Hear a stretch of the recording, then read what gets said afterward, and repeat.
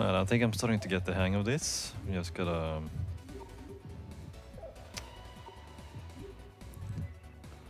yeah, it's just a matter of time to level up far enough so that I can contact the demons and gain the contracts. Which should eventually cut down on the time I spend fighting these battles.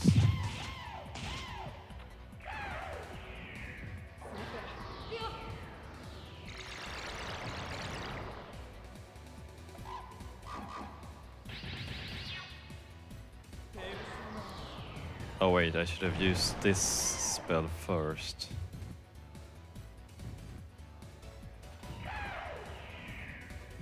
Yeah.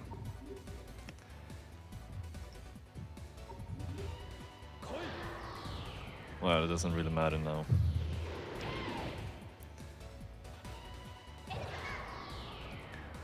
Yeah, this is a bit of a, you know, step down in pace. It's like this place is a bit of a, it's confusing. And this, oh, that's a lot of cash. And jeez, where am I supposed to go? Ah, this is a dead end. Oh, yeah. This place is big and... oh wait, I haven't been to that area yet. And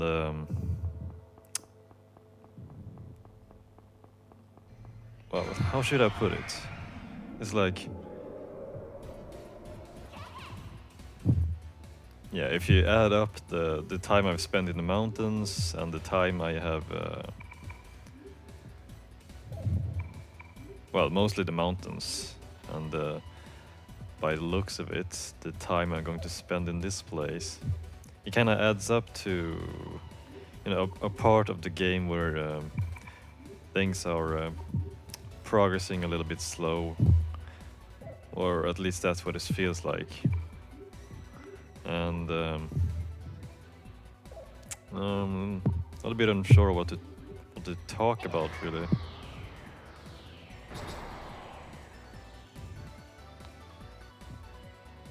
I mean, yeah, I didn't take the straightforward path at the beginning.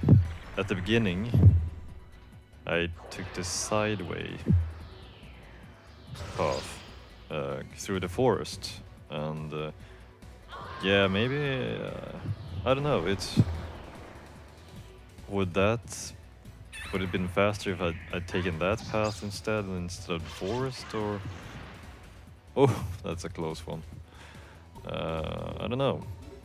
But regardless, I think this is part of the game where things are kind of going a bit slowly. Still, since I had the poem written down, I suppose I would still recommend you to take the forest path if you have written down the poem. Because, yeah, I'm kind of trusting Maya's words here, saying back when she said it's probably faster to take the forest path if you don't get lost. And yeah, I didn't get too lost. It's not too much. So it wasn't all that bad. Oh, this looks like it's... oh, okay. I guess you get the elevator working later on, because I haven't found any switch to actually make it work all of a sudden. And now we're back to the start. So, as I was about to say, I'm going down the stairway, but not quite yet. Yeah, I hope you unlock the elevator at a later point.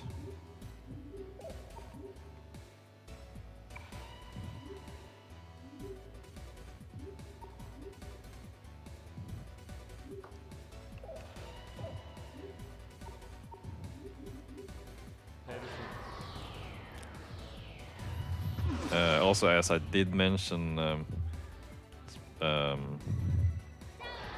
was a comment asking if this game is worth playing.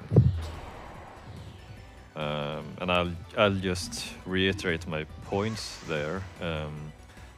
I think the story is worth it, and the characters are. I think they have more personality to them than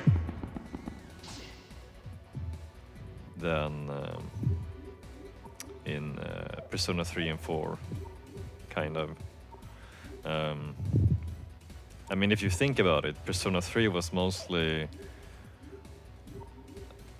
yeah, they were not in the same class or anything, and they didn't really, it's not like they were hanging out when they were not together in Tartarus. So you didn't really get the feel that they were sticking together as much as in Persona 4, maybe.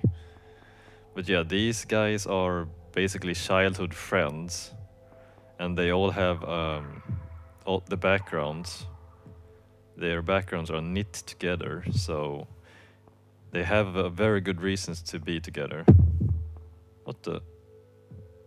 Oh. And yeah.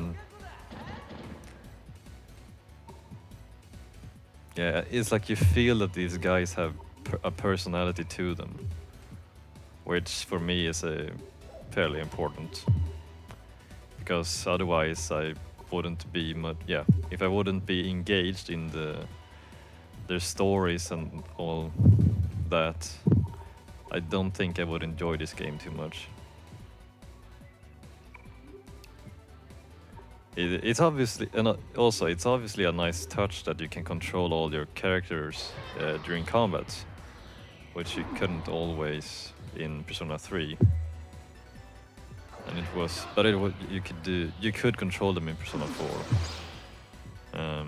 I did read the reason from Atlus, the official reason they gave why you couldn't control your characters in Persona 3, and yeah, I was fine.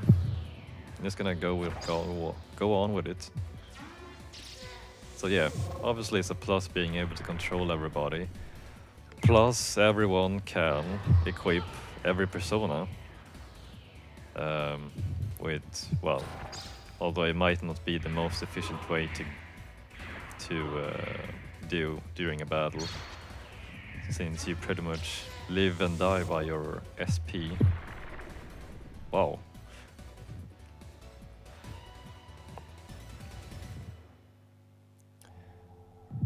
And yeah, on the downside, I suppose the combat in this game can be a little bit on the easy side. But I suppose it's all in how you actually play this game, because if you don't really grind much, you might be the kind of person who, well, it kind of depends on how you play, because if you just keep gathering cards all the time, I could definitely imagine that you would have a problem, because yeah, if you're under-leveled, I think you will have a problem with at least boss fights and some enemies. Yeah, it becomes a bit more easier perhaps when you have more personas, because in the beginning it's somewhat easier to get hit by spells which your persona is weak against.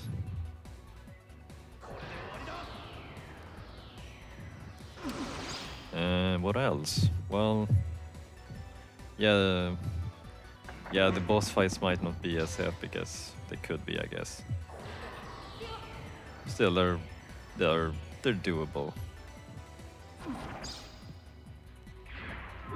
They're kind of weird, but yeah, I'm just basing my opinions on what I've seen so far. I'm not sure how much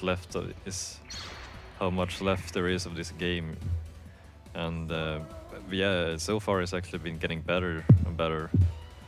Mostly, the closer to the end I get. You know, disregarding this place. I mean, jeez, it's a pain in the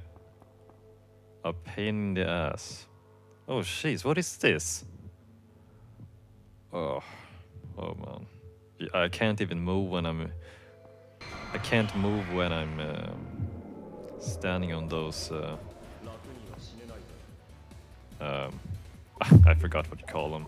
But yeah, you can't really move at all, so you basically have to find which course you need to take.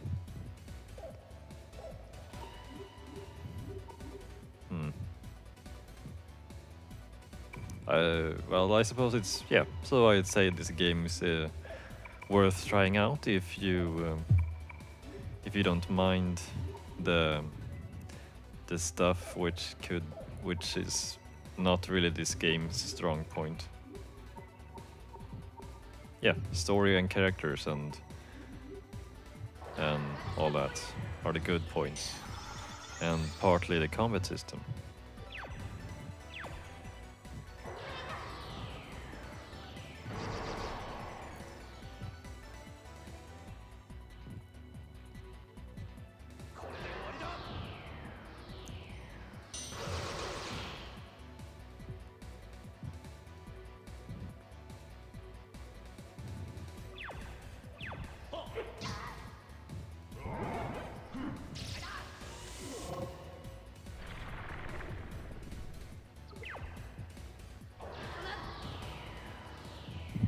I think this should take care of them.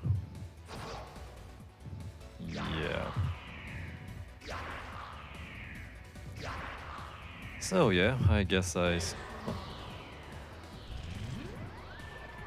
okay. So I guess I need to explore this middle area down here for now.